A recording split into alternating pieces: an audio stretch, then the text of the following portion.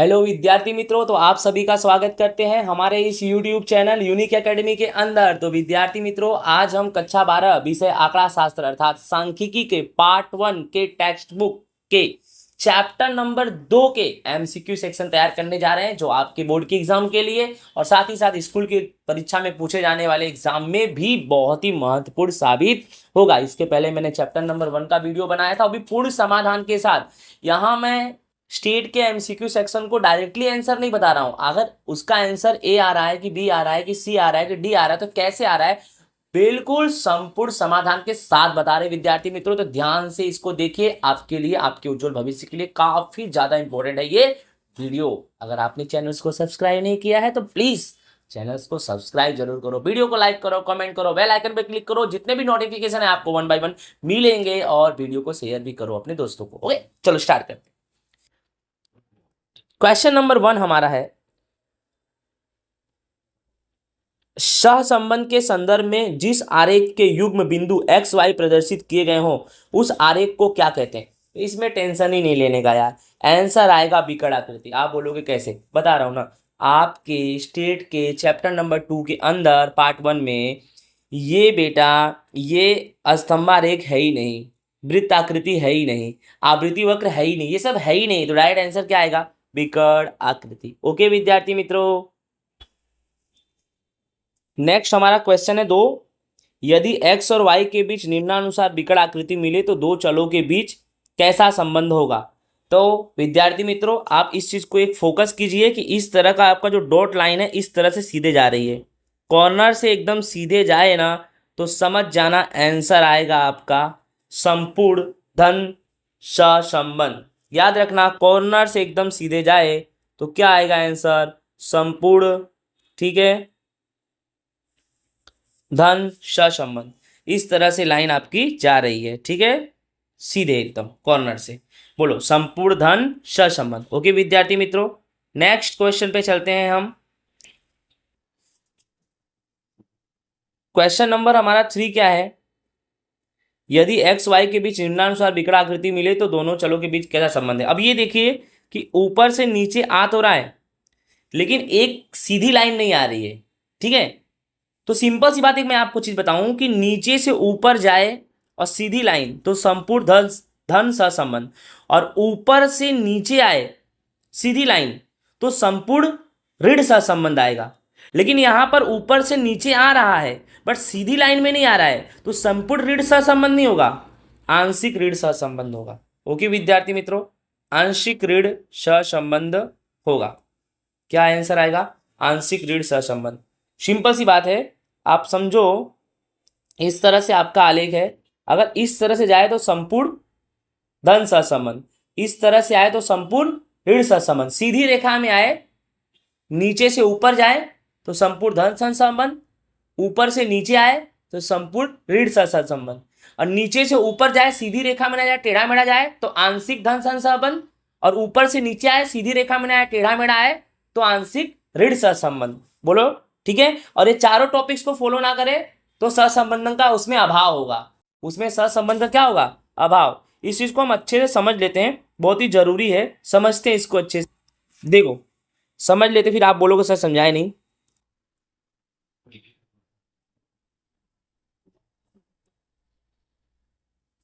देखो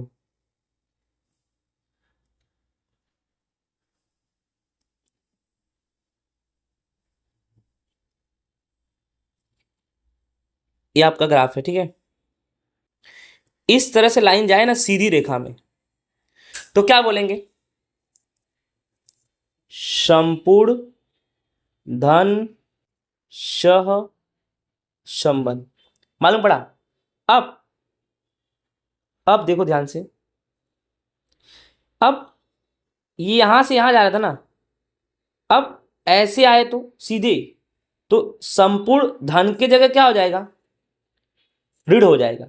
लेकिन यही चीज अगर यहां पर देखो, ये जो सीधी जा रही है, अब इस चीज को समझो, इस तरह से जाए मतलब टेढ़ी मेढ़ी, तो संपूर्ण की जगह हम कौन सा वर्ड यूज करेंगे, आंशिक। और ऐसे यहां पर ऐसे टेढ़ी मेढ़ी आए ऊपर से नीचे, ठीक है, तो उसके लिए भी हम ये वर्ड क्या यूज करेंगे, आंशिक। ठीक है।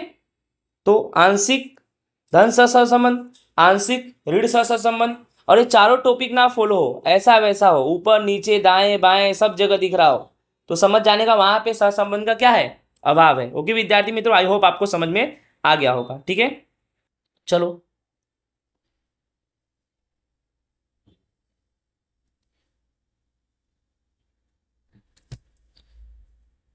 क्वेश्चन नंबर 4 हमारा है, विकर्ण आकृति में सभी बिंदु एक ही रेखा में आए हो तो आर का मान क्या होगा। यानी विकर्ण आकृति में सभी बिंदु एक ही रेखा में आए हो, मतलब नीचे से ऊपर जाए तो भी एक रेखा में, ऊपर से नीचे आए तो भी एक रेखा में। तो नीचे से ऊपर जाए तो धन सहसंबंध होता है जिसका उत्तर 1 होता है, ऊपर से नीचे आए सीधी रेखा में तो उसका उत्तर होगा संपूर्ण ऋण सहसंबंध यानी -1 होगा। यहां पर क्लियर नहीं बोला है कि ऊपर से नीचे जाए कि नीचे से ऊपर जाए, मतलब दाएं से बाएं जाए कि बाएं से दाएं जाए, ऐसा कुछ क्लियर नहीं किया है, मतलब दोनों चीज है। यानी उसका उत्तर 1 भी आ सकता है और -1 भी आ सकता है, यानी आपका आंसर आएगा बी, 1 या -1। ओके, नेक्स्ट क्वेश्चन है, सहसंबंधांक आर का विस्तार क्या है। ये बहुत ही मोस्ट आईएमपी क्वेश्चन है, आपकी परीक्षा में पूछे वाले वाला। सी आंसर आएगा -1, राइट ना, से 1 के बीच, यानी सिंपल सी बात है कि -1 से 1 के बीच, यानी जो सहसंबंधांक का आंसर आता है ना वो -1 से 1 के बीच आता है, तो ये इसका विस्तार है। ठीक है, नेक्स्ट क्वेश्चन,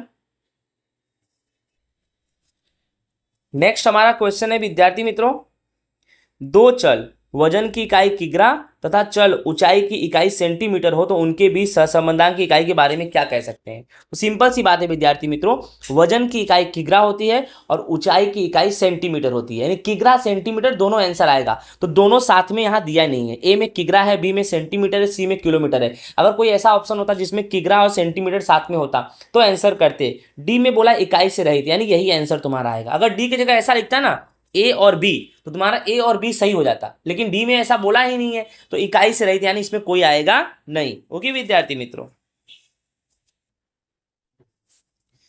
क्वेश्चन नंबर 7 हमारा ये है कि दो चलों के बीच का अचल अनुपात एक दूसरे के विरुद्ध दिशा में परिवर्तन होते हो तो उन दो चलों के बीच किस प्रकार का सहसंबंध मिलेगा। बहुत ही इंपॉर्टेंट है, यहां पर क्या बोला है, दो चलों के बीच का अचल अनुपात एक दूसरे के विरुद्ध, यानी सीधा हो तो धन, ठीक है, उल्टा हो तो ऋण, और एक दूसरे के विरुद्ध हो तो भी ऋण ही बोलेंगे, यानी आंसर आएगा संपूर्ण ऋण सहसंबंध। एक दूसरे के विरुद्ध हो तो संपूर्ण ऋण सहसंबंध याद कर लेना विद्यार्थी मित्रों, बहुत ही काम आएगा आपको। ओके,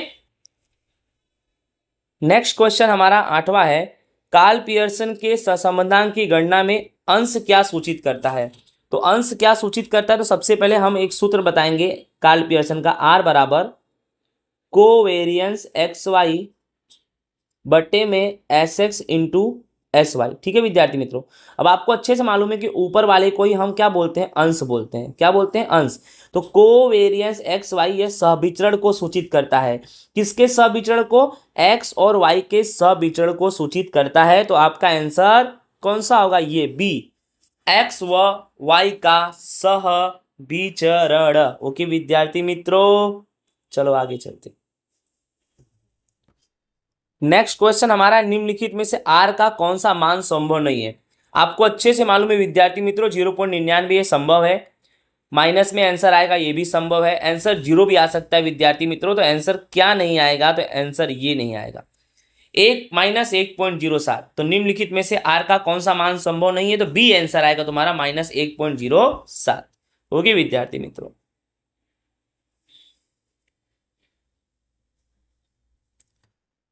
नेक्स्ट हमारा क्वेश्चन नंबर 10 है, यदि u x माइनस ए बटे में सी एक्स तथा b y माइनस बी बटे में सी वाई, तो c ग्रेटर देन 0, सी एक्स ग्रेटर देन 0, सी वाई ग्रेटर देन 0 हो तो निम्नलिखित में से कौन सा विधान सत्य है।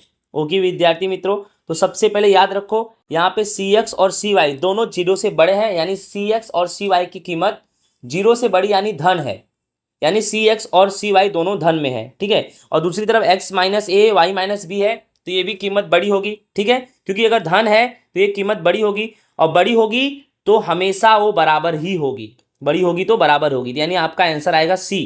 क्या, आपका आंसर आएगा सी।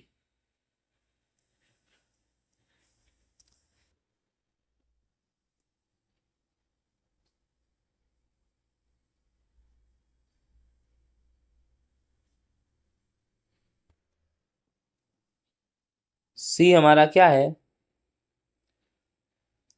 आर कोष्टक में एक्स वाई बराबर आर यू वी, ये तुम्हारा आंसर आएगा। ठीक है, आंसर क्या आएगा विद्यार्थी मित्रों, हमारा सी आएगा आंसर।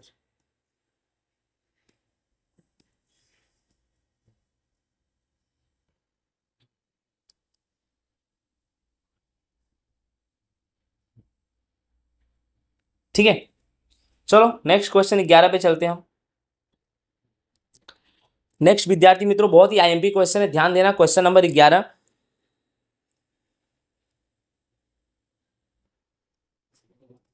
यदि आर एक्स वाई बराबर 0.7 हो तो आर कोष्टक में x प्लस 0.2 वाई प्लस 0.2 का मान कितना होगा। बहुत ही आईएमपी विद्यार्थी मित्रों, इसमें बहुत सारे बच्चे गलती कर देते हैं। सबसे पहले आप अपने दिमाग में बिठाओ कि आर कितना दिया है, 0.7 दिया है, यानी आर 0.7 है, राइट। अब इसमें आपको आंसर कैसे ढूंढना है कि जो तुम्हारा x है ना, ठीक है, उसके आगे कुछ नहीं यानी प्लस है, y भी क्या है तुम्हारा प्लस है, यानी x भी प्लस में है y भी प्लस में है, तो आपका आंसर 0.7 भी प्लस में ही आएगा विद्यार्थी मित्रों। यानी आपका जो आंसर आएगा ना वो 0.7 आएगा।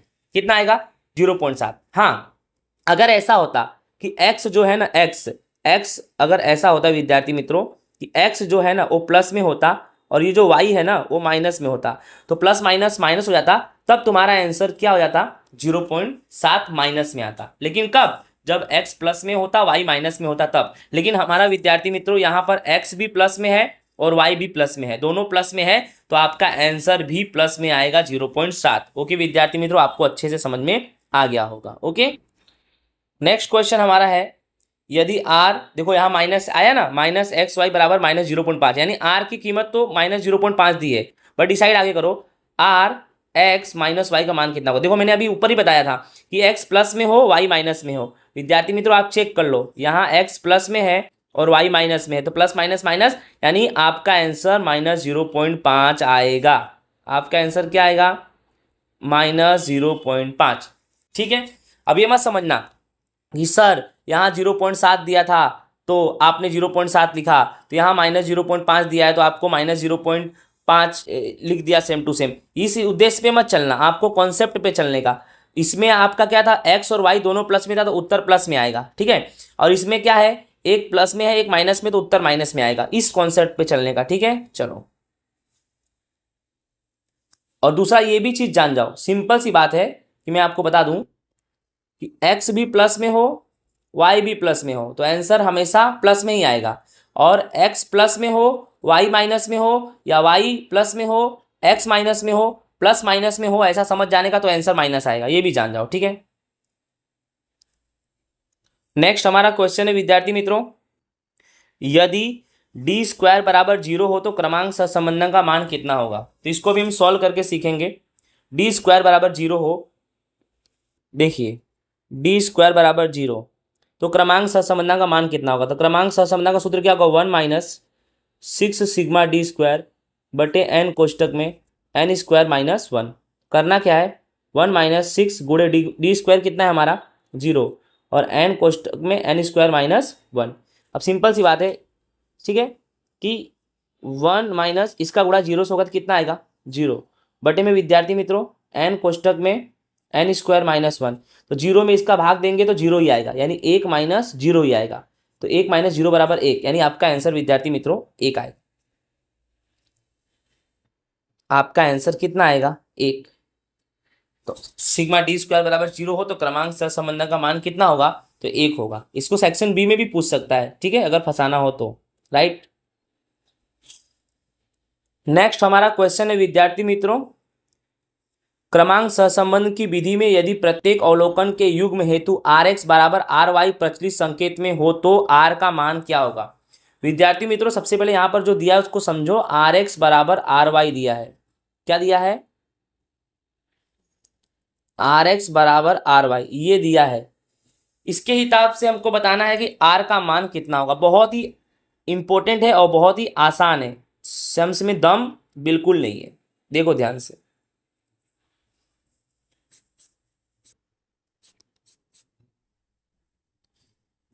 क्वेश्चन क्या है आपका, आर एक्स और आर वाई दोनों बराबर है। इस चीज को आपको एक सवाल से समझा दूं, जैसे मान लो आर एक्स है आर वाई है, यानी ये आर एक्स और आर वाई दोनों समान है, यानी यहाँ 1 2 3 4 है, मान लो यहाँ 1 2 3 4 है, तो यहाँ भी कितना है 1 2 3 4 ही है। तो डी का सूत्र क्या होता है, R X minus R Y. तो आर एक्स में से आर वाई घटाओ तो सबका आंसर कितना आएगा, 0 आएगा।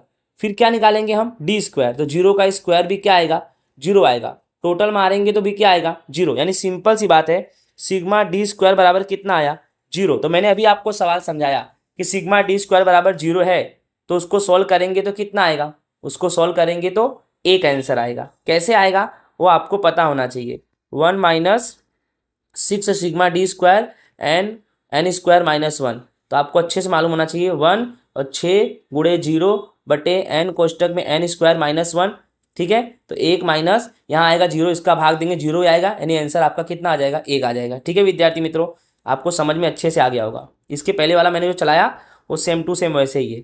तो बोलो आर एक्स बराबर आर वाई हो तो आंसर कितना आएगा, 1 आएगा। ठीक है, ओके विद्यार्थी मित्रों, चलो नेक्स्ट क्वेश्चन पे चलते हैं। क्वेश्चन नंबर 15, क्रमांक सहसंबंधांक की विधि में दो चलों के क्रमांकों के अंतर का योग कितना होता है। यानी विद्यार्थी मित्रों इसने पूछा क्या है कि सिग्मा डी बराबर कितना होता है। तो सिग्मा डी हमेशा विद्यार्थी मित्रों 0 होता है, हमेशा। अगर 0 नहीं आ रहा है यानी आपने कहीं ना कहीं मिस्टेक तो किया है, तो आंसर आराम से समझ जाओ 0 ही आएगा, क्योंकि सिग्मा डी बराबर हमेशा 0 ही आता है विद्यार्थी मित्र। ओके, नेक्स्ट विद्यार्थी मित्रों हमारा क्वेश्चन नंबर 16 है, क्रमांक सहसंबंधांक की विधि में यदि दो चलों के क्रम एक दूसरे के उल्टे क्रम में हो तो आर का मान क्या होगा। इसको भी सोल्व करना पड़ेगा। दो चल हैं आर एक्स और आर वाई और दोनों उल्टे क्रम में दिए हैं, तो इसको कैसे हम सोल्व करेंगे, इसको भी हम समझ जाते हैं।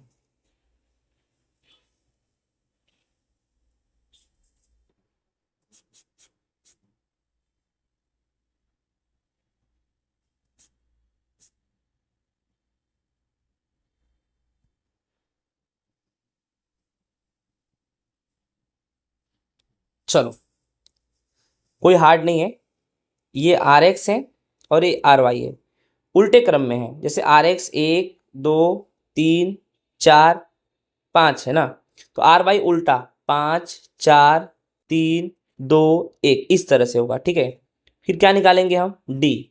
डी क्या होगा, R X minus R Y. चलो 1 में से 5 गया -4, 2 में से 4 गया -2, 3 में से 3 गया 0, 4 में से 2 गया 2, 5 में से 1 गया 4। ठीक है, फिर डी स्क्वायर निकालो। बोलो 4 का स्क्वायर 16, 2 का 4, 0 का 0, फिर 4 फिर 16। अब ये डी स्क्वायर को हम क्या करेंगे, प्लस कर देंगे। इसको प्लस करने पे कितना आएगा, 16 और 16 32, 32 और 4 36, और 36 और 4 कितना हो जाएगा 40। कितना आया 40, यानी डी स्क्वायर तुम्हारा 40 आया। अब आर का सूत्र लगाओ, 1 minus 6 sigma D square N square minus 1। चलो 1 माइनस 6 गुणे डी स्क्वायर कितना आया 40, एन तुम्हारा कितना 1 2 3 4 5 संख्या यानी 5, और 5 का स्क्वायर यानी 25, 25 में से 1 घटा देंगे तो आएगा कितना हमारा 1। 40 गुणे 6 करो, 4 छंग 24, 240 बट्टे में 5 गुणे में 25 में से 1 गया तो कितना आएगा विद्यार्थी मित्रों 24 आएगा। ओके, इस तरह से 240 24 गुणे 5 करेंगे, 24 गुणे 5 करेंगे तो 120 आएगा। ओके, तो 1 माइनस सॉरी, फिर 1 माइनस 240 में 120 का भाग देंगे तो कितना आएगा 2। अब 1 में से 2 घटाएंगे तो कितना आएगा विद्यार्थी मित्रों -1 आएगा। कितना आएगा माइनस, यानी आपका आंसर क्या -1 ही आएगा। ठीक है, चलो देखते हैं, समझा दिया आपको, अच्छे समझ में आ गया होगा, आपका आंसर -1 आएगा। ओके, नेक्स्ट विद्यार्थी मित्रों हमारा क्वेश्चन है, क्रमांक सहसंबंधांक में पुनरावर्तन होने वाले प्रत्येक अवलोकन के लिए प्रचलित संकेतों में डी स्क्वायर में कौन से पद का योग किया जाता है। याद रखना विद्यार्थी मित्रों, कभी भी पुनरावर्तन पूछे ना, पुनरावर्तन, तो यही वाला सूत्र लगता है पुनरावर्तन में। बोलो कौन सा, m³ माइनस m/12, ये CF की गणना वाला सूत्र है। ठीक है, टेंशन बिल्कुल नहीं लेने का, एकदम फ्री माइंड रहने का। कभी भी पुनरावर्तन के लिए बोले तो क्रमांक सहसंबंधांक के लिए पुनरावर्तन यानी CF वाला सूत्र है, और इसमें जो अवलोकन पुनरावर्तित हो रहा है उसको कैसे ज्ञात करेंगे उसमें CF, तो m³ माइनस m/12। ओके विद्यार्थी मित्रों, विद्यार्थी मित्रों लास्ट क्वेश्चन है, जब मूल्य स्थिर हो तब बिक्री की इकाइयों की संख्या और उससे होने वाली आय के बीच किस प्रकार का सहसंबंध होगा। तो आंसर आएगा संपूर्ण धन सहसंबंध। क्यों, क्योंकि बेटा इसमें क्या बोला है कि जब मूल्य क्या हो, स्थिर हो, यानी मूल्य क्या हो, स्थिर हो। जैसे सपोज करो दूध है ना, दूध में कोई भी ले लो, मान लो अमूल ले लो, मान लो अमूल का भाव मान लो कि अगर 30 रुपया है, 500 ml, 500 ml का 30, तो 4-5 साल तक ये 30 रुपया ही चलेगा। कंपनी क्या करेगी, 4-5 साल बाद डायरेक्टली 5 या 6 रुपये बढ़ाएगी, हर साल 1-1 रुपया नहीं बढ़ाएगी। तो ये 30 रुपया क्या है, फिक्स है। यानी सिंपल सी बात है, अगर कोई दुकान वाला रोज 100 थैली बेचता है तो 100 × 30 यानी कितना हो जाएगा, 3,000। यानी उसकी आवक कितनी है, 3,000। यानी अगर 30 थैली बेचेगा तो आज भी आवक 3,000 होगा, कल भी 3,000 होगा, 3-4 साल तक वो 30 थैली रोज दूध का बेचता है तो उसको 3,000 ही मिलेगा। यानी मूल्य स्थिर है, इसीलिए रोज का आय भी आवक आवक आवक वो भी स्थिर है। इससे स्थिर स्थिर में हमेशा कॉन्सेप्ट याद रखना, संपूर्ण धन सहसंबंध। एक तरफ स्थिर दूसरे तरफ अस्थिर हो तो संपूर्ण ऋण सहसंबंध हो जाएगा, लेकिन जब स्थिर दोनों तरफ हो तो संपूर्ण धन सहसंबंध। तो विद्यार्थी मित्रों, इस तरह से हमारा स्टेट आंकड़ा शास्त्र का पार्ट नंबर 2 का भी एमसीक्यू सेक्शन पूरा होता है। आई होप आपको अच्छे से समझ में आया होगा। मिलेंगे नेक्स्ट टॉपिक नेक्स्ट वीडियो के साथ। जय हिंद, राधे राधे।